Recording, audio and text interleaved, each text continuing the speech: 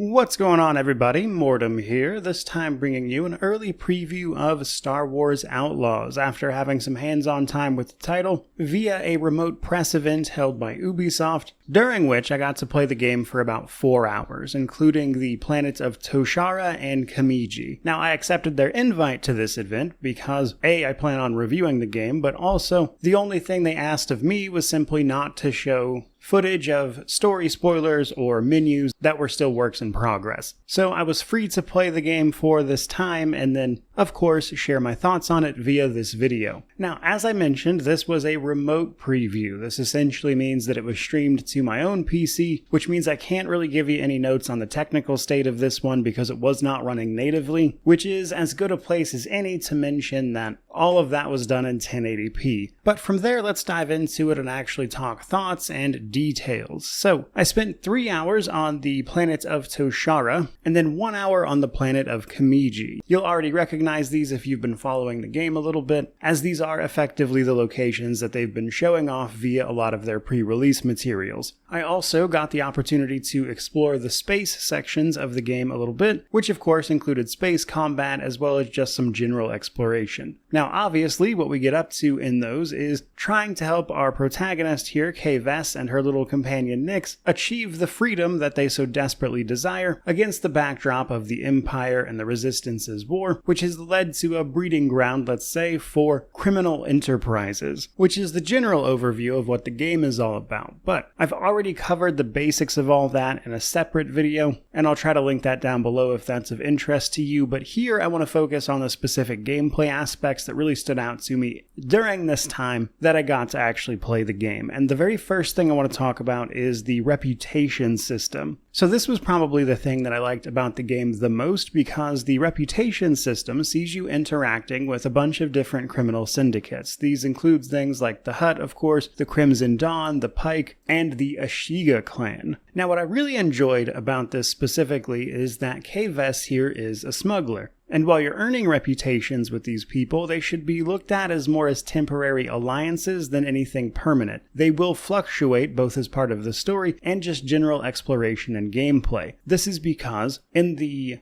process of merely being a scoundrel of sorts, we're going to be taking jobs and working for these people and pitting them against each other at times in order to achieve our own goals. So the idea of your reputation with these people going up and down, I think, is a pretty natural feel. But what I really enjoyed about this is the effects of that reputation, as you'll actually see and interact with these criminal syndicates pretty regularly because they often control territory in the places that you need to explore, both in terms of just general mission areas, but also in places you can actually explore out in the open world sections of the game. And your reputation with those factions is going to determine how easy or difficult these places are to explore. And that's important because oftentimes these territories that they control hold important resources or are simply the subject of certain quests or missions that you'll be going on. Now, in one example, there was just a small little supply point out in the wilds that was controlled by the Pike, and I was allowed onto the premise because I was in good relations with the Pike, but even then, that doesn't necessarily mean I can just bust in without any consequences, and so the second I go to try to open the door here, I immediately get attacked because their good graces are not just a welcome mat to all of their things, but because you can easily access this territory with a good reputation, it makes things like that easier to get into. And that doesn't even mention the things that are more obvious, like a discount at certain vendors and the like. Outside of just that small example, this can also affect missions and side content. I did a side quest of sorts that saw me interacting with another bit of Pike-controlled territory, and this was an area I needed to sneak into, so it was much easier to get a lot closer before I hit the point where my reputation was no longer enough to keep them off my back for the territory that I was in, let's say. Whereas if I was on a bad reputation, it could just straight up be shoot on sight and I'd have a much more difficult time getting into these areas. So that reputation and territory system adds a sort of dynamic element to even side content outside of the main missions, that I thought, from my experience here at least, was really enjoyable to mess around with. And I think if they can apply that to the rest of the game in equal measure, that will actually make for some pretty interesting open world content. But let's talk a little bit about that open world content. So on Toshara specifically, I spent a couple hours going through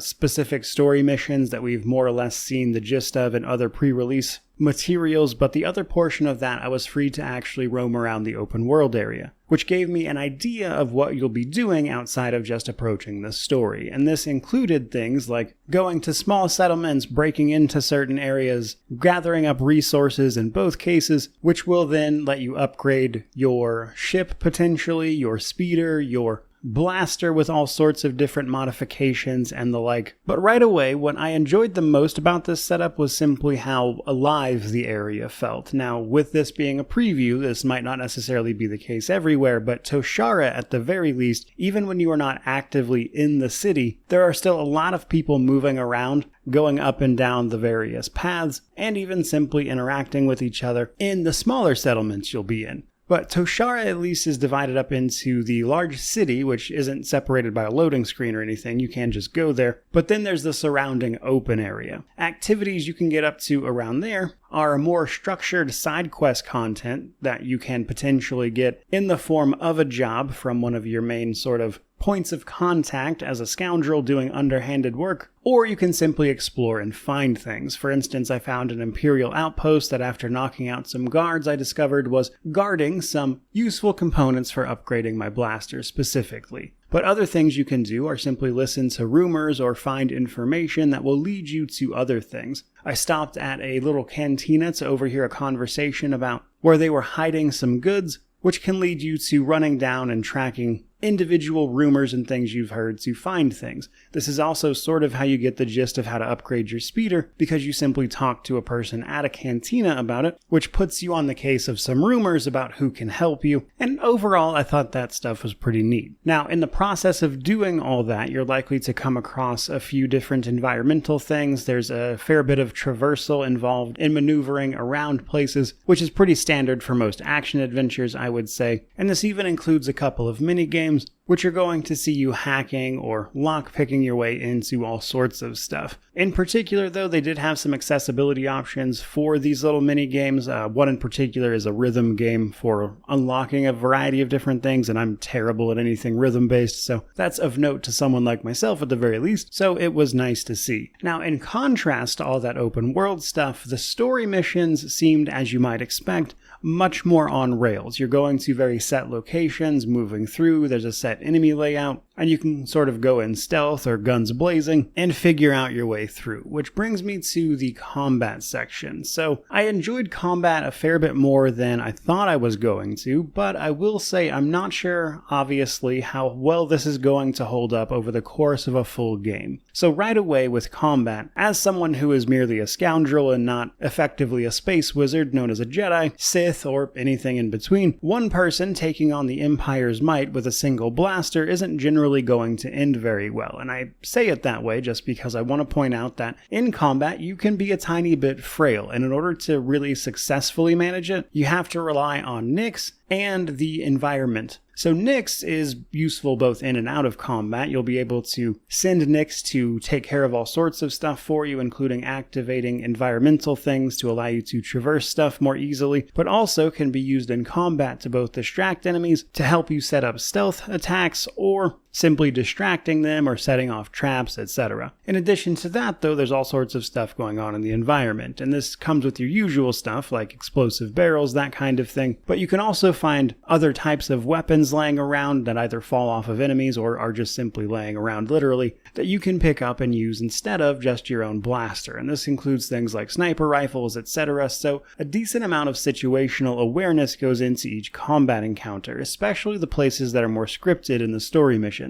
But as a scoundrel, more often than not, discretion is the better part of valor, and being caught in an out-and-out firefight is usually a little less than ideal. But in addition to all that stuff, our blaster does have a few different fire modes, such as an ion blaster to disable the shields of people that you'll be running into, and then there's a big charge-up stun shot. and part of upgrading your blaster via all the parts and things you can find around or get your hands on seems to be a decent part of this, but another portion of combat is actually your abilities. I didn't encounter a ton of these, I only unlocked one of them in the course of my gameplay, but essentially, you'll be able to unlock abilities by performing certain tasks. So I generally did a lot of stealth here, and upon taking enemies out stealthily or with distractions before you take them out stealthily, I eventually unlocked an ability that gave me a brief reprieve when I was spotted in stealth to quickly distract an enemy before I would be spotted, as an example. So it looks like in addition to those other upgrades, we will have the opportunity to unlock various helpful abilities as we go as well, which seem to be about the limits of progression that I saw from this particular preview.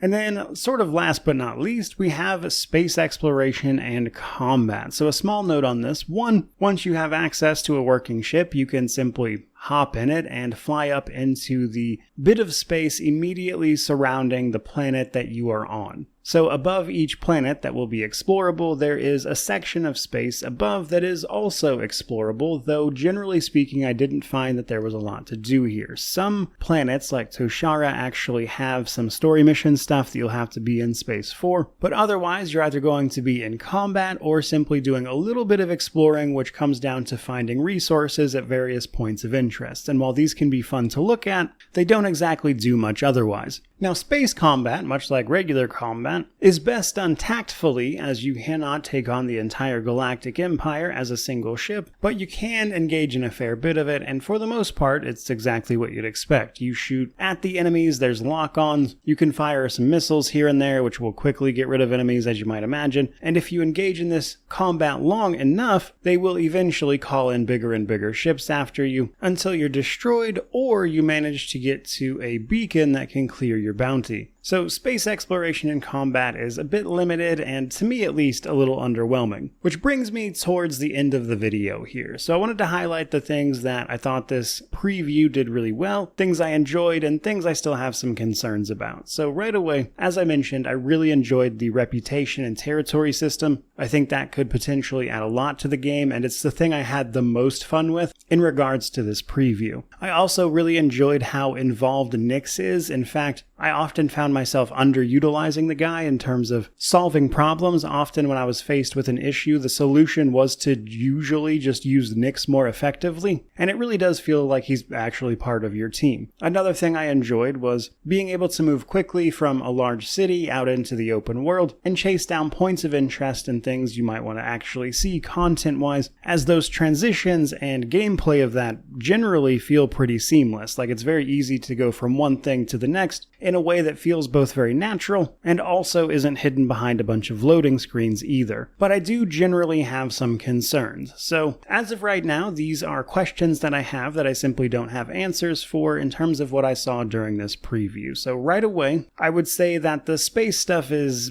kind of underwhelming.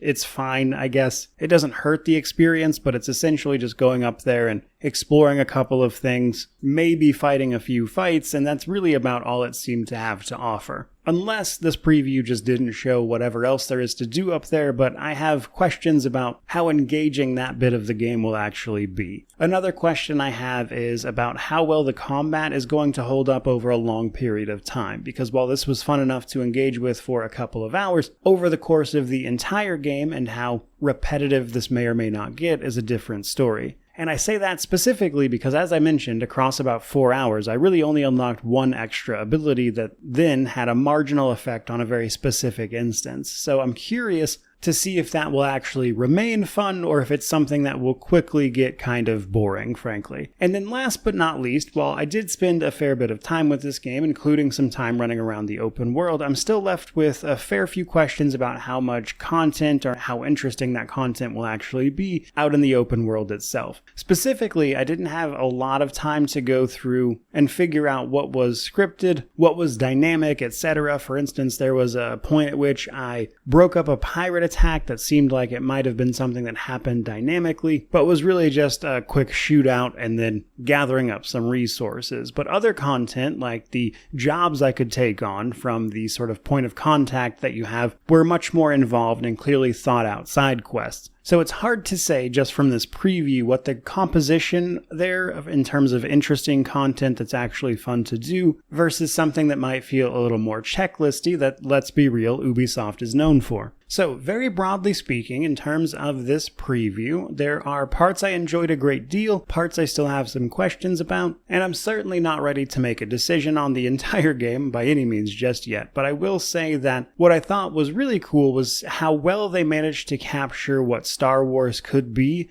without actively bringing in like Force users that tell us the same old tired stories. Because speaking for myself at least, I get a little tired of the Jedi, Sith, Force user stuff after a while, and having the opportunity to engage with that universe in a manner that does not include those things has, for me at least, been very fun. But whether or not that fun is enough to justify this game's asking price is something we'll have to wait and see about, which is where I'm going to leave off this particular preview. I certainly hope you enjoyed it. I've been doing this for a few years now, and I have to say it's pretty rare to not only get to play a big game like this as early as this, but also have the opportunity to share my thoughts on what I played of it, and hopefully that translated to useful information for you, the viewer. But as is probably obvious, I am planning on reviewing this one, so if you want to stick around and wait for a more final word with the actual full version of the game, do subscribe and stick around for when this game launches. But that is going to do it for today, so truly, thank you so much for watching. I really do appreciate it. May you wander in wisdom and have an amazing day.